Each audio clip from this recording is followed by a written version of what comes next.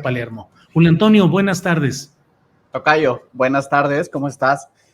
Primero, muchas gracias, estoy como tan emocionado que a ver si no me trabo por conocerte y por estar aquí. Pero bueno, tengo que decirte esto. ¿Cuál es la problemática que nos enfrentamos hoy como sector de ciencia y tecnología? Una de ellas es la revisión que próximamente se va a dar en la Suprema Corte de Justicia de la Nación, específicamente. La Suprema Corte de Justicia de la Nación a inicios de 2021 planteó una cosa, que es la revisión de la jurisprudencia 196. Esta jurisprudencia lo que nos permitió a lo largo de 25 años es que los organismos públicos descentralizados, es decir, aquellos que tenemos patrimonio propio, personalidad jurídica propia y autonomía, rijamos nuestras relaciones laborales con base en la Ley Federal del Trabajo, es decir, con el apartado A. Es una jurisprudencia importantísima porque permitió a sectores, no nada más el CIESAS, los 105 organismos públicos descentralizados incluyen, por ejemplo, al Instituto Nacional de Astrofísica, al Instituto Mora, a investigaciones en química aplicada, a investigaciones en nucleares, a CONALEPS, a este Instituto de Estudios del Agua. En fin, hay muchos. Somos 105 centros. Tenemos chile, huevo y guacamole, pero la base central es que todos hacemos investigación. Bueno, la mayoría hacemos investigación y hacemos educación, ¿no? Mi centro, por ejemplo, el centro donde tengo el placer de trabajar, se dedica a la investigación, como bien lo dijiste, de antropología social. Historia, etnohistoria, en fin. Pero hacemos educación, y la educación de calidad y de excelencia que promovemos los centros públicos de investigación únicamente se puede garantizar si tenemos condiciones laborales óptimas y estamos regidos por la Ley Federal del Trabajo. Y te voy a decir por qué, Julio. Porque cuando tú en la academia estás como personal de confianza, evidentemente el patrón en cualquier momento te puede correr. Y te voy a decir por qué es nuestra preocupación. Si sustituyen la jurisprudencia, de entrada a nosotros ya no nos puede afectar porque no hay retroactividad en este país, pero sí a las personas que sigan, a las personas que se integren a los centros públicos de investigación, podría ser que estén en condiciones generales de trabajo, es decir, que sus condiciones, su reglamentación laboral no tenga garantía de sindicalización, de huelga. Por ejemplo, una diferencia muy clara ahí es el apartado A de la Ley Federal del Trabajo nos garantiza la huelga, la sindicalización de profesoras y profesores investigadores. El apartado B tiene condiciones generales de trabajo que son unilaterales, es decir, que el patrón es el único que decide sobre ellas, y el personal académico es considerado personal de confianza.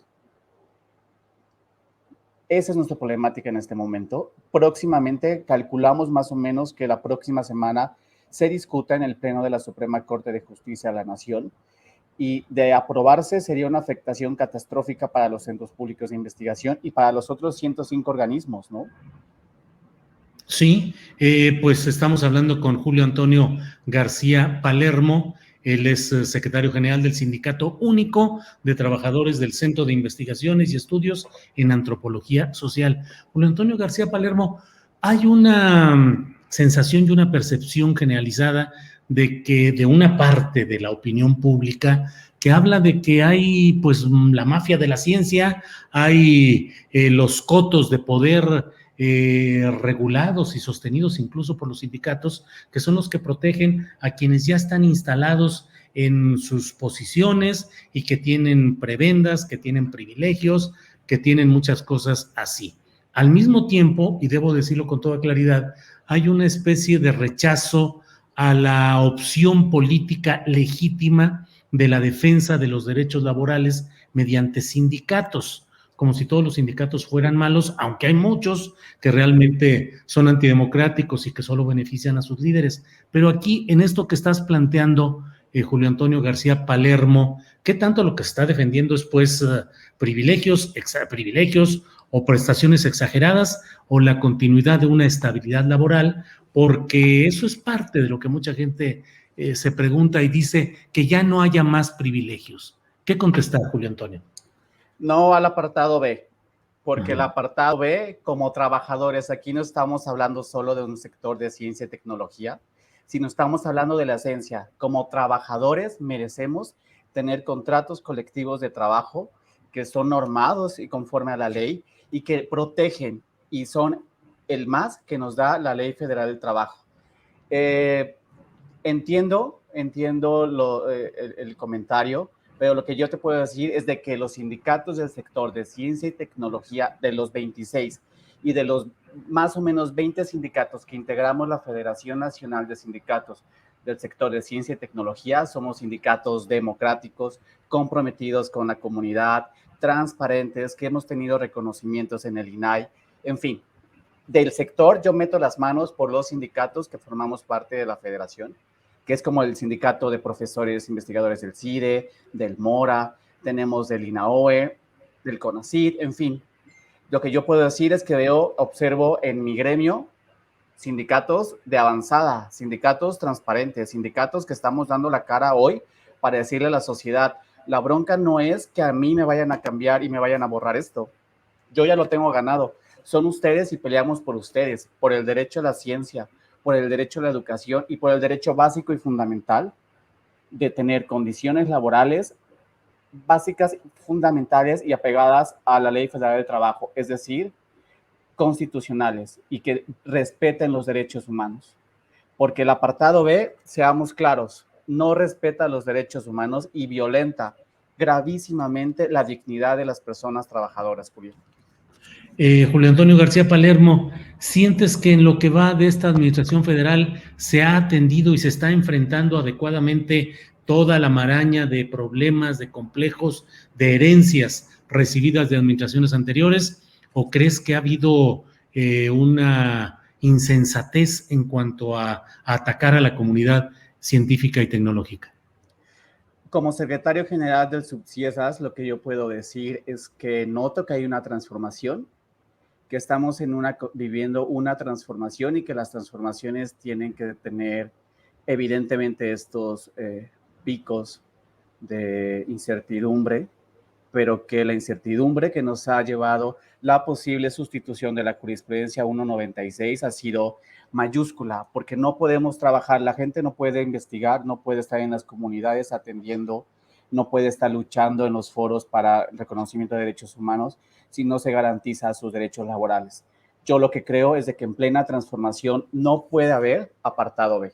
El apartado B violenta gravísimamente los derechos humanos y sin duda los sindicatos hoy en día estamos aquí, hemos sido muy proactivos. Yo te digo una cosa, el prejuicio empezó a estudiarse desde los 60 en Estados Unidos por Gordon, y lo que hablaba el prejuicio es que cuando tú no conoces al objeto a esto que tienes una idea equivocada o que se te crea una idea equivocada, pues eso, justo, reproduce las ideas erróneas y se crea el prejuicio.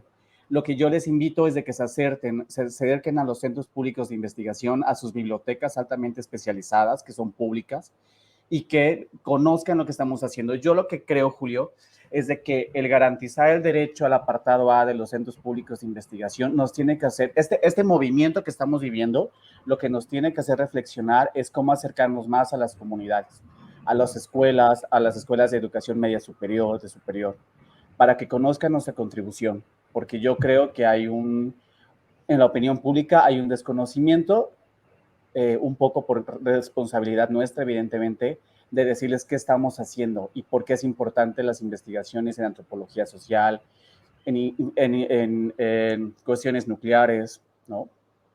Es esto, Julio. Bien, pues Julio Antonio García Palermo, en espera de la resolución de la Suprema Corte de Justicia de la Nación en este tema, y ya veremos qué es lo que camina. Oye, a reserva de lo que desees agregar. Gracias, Julio Antonio. Yo, Julio, pues yo quiero decirte una cosa. Primero, muchas gracias. Creo que tu espacio justo es el espacio donde más se ha debatido el tema de las incertidumbres que tiene el sector de ciencia y tecnología. Como secretario general tengo que ser muy respetuoso y muy responsable, pero sin duda creo que tener transparencia en los procesos, tener apego a la verdad histórica y sobre todo luchar por la transformación es un compromiso que tiene que estar en todas y en todos, y que yo creo que los sindicatos del sector de ciencia y tecnología lo estamos haciendo. Tenemos distintos foros, distintos eventos, por ejemplo, el STUNAM, el Subtasibnor y el Subciesas, donde le contamos a la sociedad vía internet qué estamos haciendo y por qué somos importantes y por qué tenemos que defender nuestra materia de trabajo. Yo creo que hoy más que nunca es fundamental entender que los sindicatos estamos abriéndonos a la sociedad y diciéndole qué estamos haciendo para mejorarles a ellos la vida y evidentemente resguardar nuestros derechos adquiridos, porque hoy en día tiene que ver un apego no nada más a limpiar la casa, sino cuidar a los que están en la casa, porque los que estamos trabajando día al día en los centros públicos de investigación sentimos gran incertidumbre, no nada más por el tema de la jurisprudencia, pero sin duda ese tema y la posible afectación de pasarnos al apartado B nos pone en una situación de vulnerabilidad tanto emocional como laboral. Yo te agradezco y le mando un saludo a Adriana Buentello, quien tuvo el contacto con ella y fue muy atenta. Y a ti te agradezco la entrevista y el espacio.